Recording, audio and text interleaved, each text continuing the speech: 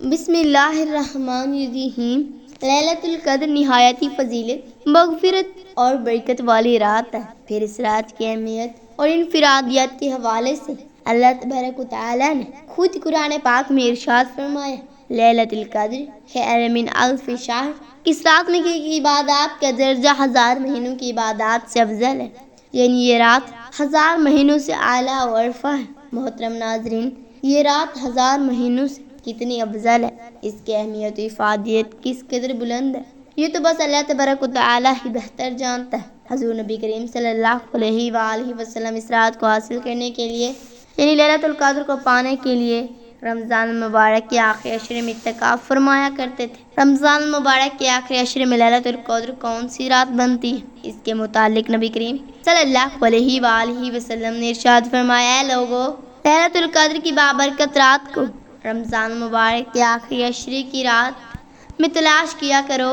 یعنی 21ویں، 23ویں، 25ویں، 27ویں اور 29ویں کی رات۔ محترم ناظرین، نبی کریم صلی اللہ علیہ وآلہ وسلم کے فرمان کی روشنی میں ان 5 راتوں میں سے کوئی بھی ایک رات لیلۃ القدر ہو سکتی ہے۔ لیلۃ القدر آخری عشرے کی طاق راتوں میں گھومتی رہتی ہے، لہذا ہمیں ان 5 راتوں میں لیلۃ القدر کو تلاش کرنے کی ترغیب بھی دی گئی ہے اور حکم بھی ارشاد فرمایا ہے۔ اس لیے ہمارے اوپر یہ لازم ہے کہ ہم رمضان کے آخری عشرے کی ان 5 طاق راتوں میں خوب سے خوب عبادت کرنے کا اہتمام کریں۔ ان 5 راتوں میں ہمیں زیادہ سے زیادہ عبادات بجا لانی چاہیے، رو رو کر گڑ گڑا کر بارگاہ الہی میں دعائیں کرنی چاہیے، گناہوں کی بخشش کا سوال کرنا چاہیے، باعزت روزی رزق کا سوال کرنا چاہیے، سکرات الموت کی سختی سے بچنے کی التجا کرنی چاہیے، خاتمہ بالخیر کی درخواست کرنی چاہیے، نوافل قیام کا خوب سے خوب تر اہتمام کرنا چاہیے۔ محترم ناظرین، بہت سارے خواتین و حضرات یہ جاننا چاہتے ہیں کہ شب قدر کے نوافل پڑھنے کا طریقہ کیا ہے، شب قدر کے نوافل کیسے پڑھیں، ان کی نیت کا طریقہ کیا ہے، کتنی رکعتیں پڑھیں اور ان میں کون سی صورتیں پڑھنا زیادہ افضل ہے۔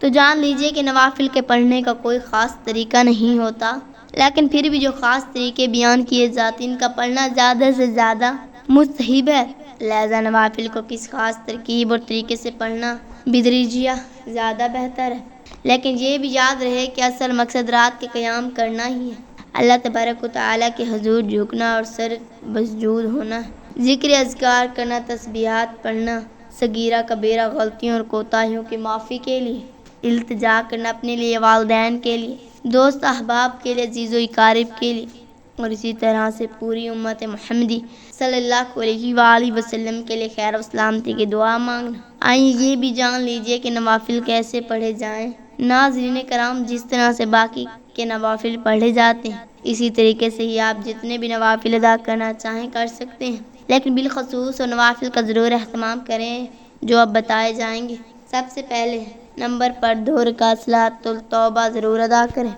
صلاۃ التوبہ کی ادائیگی کے بعد رو رو کر اور گڑ گڑا کر اللہ تبارک و تعالیٰ کے حضور اپنے گناہوں کی معافی طلب کریں۔ 2 رکعت صلاۃ التوبہ کے پڑھنے کا طریقہ کوئی الگ اور منفرد نہیں ہے، بلکہ جس طریقے سے باقی کے 2 رکعت نوافل پڑھے جاتے ہیں بالکل اسی طریقے سے ہی 2 رکعت صلاۃ التوبہ کے نوافل پڑھے جائیں۔ مثال کے طور پر جس طرح ظہر کے فرضوں کے بعد کی 2 سنتوں کے بعد 2 رکعت پڑھے جاتے ہیں، اسی طریقے سے یہ 2 رکعت صلاۃ التوبہ پڑھتے ہیں۔ ان میں صرف نیت کرنے کا ہی فرق ہے اور نیت صلاۃ التوبہ کی کرنی چاہیے۔ نیت سماعت فرما لیجئے، میں نیت کرتی ہوں یا کرتا ہوں 2 رکعت نماز صلاۃ التوبہ کی واسطے اللہ تبارک و تعالیٰ کے منہ میرا خانہ کعبہ کی طرف، اللہ اکبر۔ اگر یہی نیت دل میں کر لیتے ہیں تب بھی درست ہے اور اس میں کوئی حرج نہیں، نماز بالکل درست ہو جائے گی۔ اب صلاۃ التوبہ کی 2 رکعت نفل ادا کرنے کے بعد پھر سے دعا مانگیں، گناہوں کی بخشش طلب کریں، اللہ تبارک و تعالیٰ سے باعزت روزی کا سوال کریں اور پھر اس کے بعد یہ 4 رکعت نوافل بھی ضرور ادا کریں۔ یہ حدیث مبارکہ ابن ماجہ میں موجود ہے۔ حضور نبی کریم صلی اللہ علیہ وآلہ وسلم نے اپنے پیارے چچا جان حضرت عباس رضی اللہ تعالیٰ عنہ سے فرمایا، اے میرے چچا جان، کیا میں آپ کو عطا نہ کروں، کیا میں آپ پر احسان نہ کروں کہ جب آپ یہ عمل کریں تو اللہ تبارک و تعالیٰ آپ کے گناہوں کو بخش دے اور آپ کے تمام صغیرہ گناہوں کو پر قلم افو پھیر دے۔ اس کے بعد پھر نبی کریم صلی اللہ علیہ وآلہ وسلم نے ان نوافل کے ارشاد فرمایا جنہیں صلاۃ و تسبیح کے نوافل کہتے ہیں، یعنی کہ صلاۃ و تسبیح کی نماز، لہذا ان نوافل کا آپ بھی اس رات میں ضرور اہتمام کریں۔ نبی کریم صلی اللہ علیہ وآلہ وسلم نے فرمایا، ہو سکے تو یہ نوافل روزانہ پڑھو، اگر یہ نہ کر سکو تو جمعے کو یعنی ہفتے میں ایک مرتبہ پڑھ لو، اگر ہفتے میں بھی نہ پڑھ سکو تو ہر مہینے میں ایک بار پڑھ لو، اگر مہینے میں بھی نہیں پڑھ سکتے تو سال میں ایک بار ضرور پڑھ لو، اگر ہفتے میں بھی نہیں پڑھ سکو تو ہر مہینے میں ایک بار پڑھ لو، اگر مہینے میں بھی نہیں پڑھ سکتے تو سال میں ایک بار پڑھ لو، لیکن اگر سال میں بھی نہ پڑھ سکو تو کم از کم اپنی پوری زندگی میں تو ان نوافل کو ایک مرتبہ ضرور پڑھ لو۔ اللہ تبارک و تعالیٰ ان نوافل کی برکت سے سابقہ تمام صغیرہ گناہوں کو بخش دیتا ہے، اور پھر یہ نوافل آپ کسی بھی وقت پڑھ سکتے ہیں، لیکن اصل مقصد یہ ہے کہ جس طرح سے ہم باقی بہت ساری عبادات کا اہتمام کرتے ہیں تو اسی طریقے سے ہمیں شب قدر کی رات بھی ان نوافل کو ضرور پڑھ لینا چاہیے، کیونکہ ان کی فضیلت بہت ہی زیادہ بیان کی گئی ہے اور ان کے پڑھنے کا طریقہ بھی نہایت ہی آسان ہے۔ محترم ناظرین، صلاۃ و تسبیح کے 4 رکعت نماز ادا کرنے کا مکمل طریقہ جان لیجیے۔ سب سے پہلے یوں نیت کیجیے، میں نیت کرتا ہوں یا کرتی ہوں 4 رکعت نفل صلاۃ و تسبیح کی، واسطے اللہ تبارک و تعالیٰ کے، منہ میرا کعبہ کی طرف، اللہ اکبر، اللہ اکبر۔ نیت کو دل میں کر سکتے ہیں، کوئی حرج نہیں اور بالکل درست عمل ہے۔ نیت کر کے اللہ اکبر کہنے کے بعد ہاتھ باندھ لیں اور ثنا پڑھیں۔ ثنا پڑھنے کے بعد 15 مرتبہ یہ تسبیح پڑھیں، سبحان اللہ والحمد للہ ولا الہ الا اللہ واللہ اکبر۔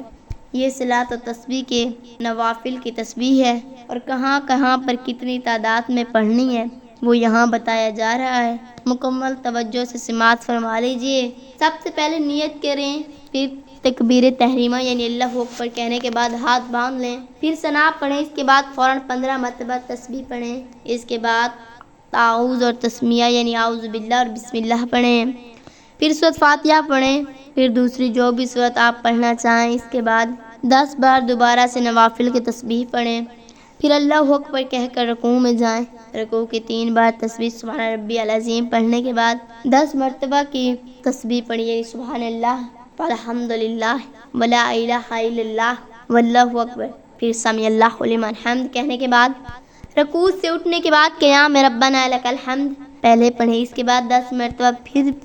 سے نوافل کی تسبیح پڑھیں، پھر اللہ اکبر کہہ کر سجدے میں جائیں، سجدے کی 3 تسبیح یعنی سبحان ربی الاعلی کہنے کے بعد 10 مرتبہ نوافل کی تسبیح پڑھیں، پھر اللہ اکبر کہنے کے بعد اٹھیں اور 2 سجدوں کے درمیان یعنی جلسے میں بیٹھ کر 10 مرتبہ نوافل کی تسبیح پڑھیں، پھر اللہ اکبر کہنے کے بعد دوسرے سجدے میں ویسے ہی سجدے کی 3 تسبیح پڑھ کر 10 بار نوافل کی تسبیح پڑھیں، پھر اللہ اکبر کہہ کر سجدے سے اٹھ جائیں اور دوسری رکعت کے لیے قیام میں کھڑے ہو جائیں۔ اس طرح سے پہلی رکعت میں کل 75 مرتبہ نوافل کی تسبیح ادا کی جائے گی، دوسری رکعت میں بھی سب سے پہلے 15 مرتبہ نوافل کی تسبیح کے بعد سورۃ فاتحہ، پھر دوسری سورت، پھر 10 بار نوافل کی تسبیح، پھر رکوع میں بھی 10 مرتبہ نوافل کی تسبیح، پھر قیام میں بھی 10 مرتبہ نوافل کی تسبیح، پھر سجدے میں 10 مرتبہ، پھر جلسے کی حالت میں 10 مرتبہ، پھر دوسرے سجدے میں 10 مرتبہ نوافل کی تسبیح پڑھیں اور پھر اتحیات میں بیٹھ جائیں، اتحیات پڑھیں، درود ابراہیمی پڑھیں، دعا پڑھیں اور پھر اللہ اکبر کہہ کر اٹھ جائیں۔ تیسری رکعت ثنا سے شروع کریں جیسے پہلی رکعت کی تھی، اور بالکل پھر سے پہلی اور دوسری رکعت کی طرح سے تیسری اور چوتھی رکعت مکمل کریں، پھر اتحیات میں بیٹھ جائیں اور اتحیات کے بعد درود شریف اور دعا کے بعد سلام پھیر لیں۔ جب آپ یہ 4 رکعت نوافل یعنی صلاۃ و تسبیح پڑھ چکے ہوں تو اس کی ہر رکعت میں 75 نوافل کی تسبیح پڑھ چکے ہوں، اور یوں یہ تسبیح 300 مرتبہ پڑھ مکمل ہو چکی ہوں گی۔ یہ 4 رکعت صلاۃ و تسبیح پڑھنے کے بعد جتنا زیادہ ہو سکے درود شریف پڑھیں، دوسرے ذکر اذکار کریں یعنی کلمہ توبہ لا الہ الا اللہ پڑھیں۔ آخر میں یہ بھی جان لیجیے کہ لیلۃ القدر کیسی ہوتی ہے، یعنی لیلۃ القدر کی کیا نشانیاں ہوتی ہیں۔ صالحین کے تجربات کی روشنی میں یہ بات معلوم ہوتی ہے کہ اس مخصوص رات میں فرشتوں کے نزول کی وجہ سے ایک خصوصی راحت اور سکون محسوس ہوتا ہے، دلوں پر حرکت جاری ہو جاتی ہے۔ اس مخصوص رات کی صبح کو جب سورج نکلتا ہے تو 14ویں کی چاند کی طرح بغیر کرنوں کی ہوتا ہے۔ اس رات میں زیادہ سردی یا گرمی کا احساس نہیں ہوتا، بلکہ یہ رات انتہائی معتدل ہوتی ہے، اور جو بندہ اس رات میں خلوص کے ساتھ اللہ تبارک و تعالیٰ کی بارگاہ میں پیش ہوتا ہے، اس سے معمول سے ہٹ کر ایک عیب سا کیفیت و سرور محسوس ہوتا ہے۔ اس پر ایک وجہ ان کی کیفیت طاری ہو جاتی ہے۔ حضرت عبداللہ ابن مسعود رضی اللہ تعالی عنہ فرماتے ہیں کہ ایک بار حضرت عمر فاروق رضی اللہ تعالی عنہ نے صحابہ کرام رضوان اللہ تعالی علیہم اجمعین سے شب قدر کے بارے میں سوال کیا تو سبھی صحابہ کرام نے مختلف جوابات دیے۔ پھر آخر میں حضرت عمر فاروق رضی اللہ تعالی عنہ نے بذات خود ارشاد فرمایا کہ آخری عشرے کی 7ویں رات یعنی 27ویں شب لیلۃ القدر ہوتی ہے، کیونکہ اللہ تبارک و تعالیٰ کا پسندیدہ عید 7 ہے کہ اللہ تبارک و تعالیٰ نے 7 آسمان پیدا فرمائے، 7 زمینیں پیدا کی، اسی طرح سے انسانی تخلیق کو بھی 7 مراحل میں مکمل کیا۔ لہذا ہر مسلمان کو چاہے کہ شب قدر کی فضیلتوں، رحمتوں، برکتوں اور سعادتوں کو حاصل کرنے کے لیے زیادہ سے زیادہ قیام کرے، زیادہ سے زیادہ عبادت کریں، زیادہ سے زیادہ اللہ تبارک و تعالیٰ کو راضی کرنے والے بن جائیں۔ اللہ تبارک و تعالیٰ سے دعا ہے کہ ان تمام باتوں پر عمل کرنے کی طاقت عطا فرمائے اور شب قدر کی رحمتیں سے بہرہ مند ہونے کی توفیق محرم فرمائے، آمین یا رب العالمین۔ محترم ناظرین، درخواست ہے کہ اگر میری آج کی اس معلوماتی ویڈیو آپ کو پسند آ جائے تو اس کو لائک اور شیئر کر دیں اور میرے اسلامی و اصلاحی چینل کو سبسکرائب کر لیجئے۔ شکریہ۔ اللہ تعالیٰ سے دعا ہے کہ اللہ پاک ہمیں احادیث پر عمل کرنے کی توفیق عطا فرمائے، آمین۔ میرا پڑھنا اور آپ کا سننا اللہ تعالیٰ اپنی بارگاہ الہی میں منظور و مقبول فرمائے، آمین۔ اپنا خیال رکھیے گا، دعاؤں میں یاد رکھیے گا، آمین یا رب العالمین۔ ناظرین، کمنٹ باکس میں اللہ تعالیٰ کے 99 ناموں میں سے ایک نام ضرور ٹائپ کریں، شکریہ۔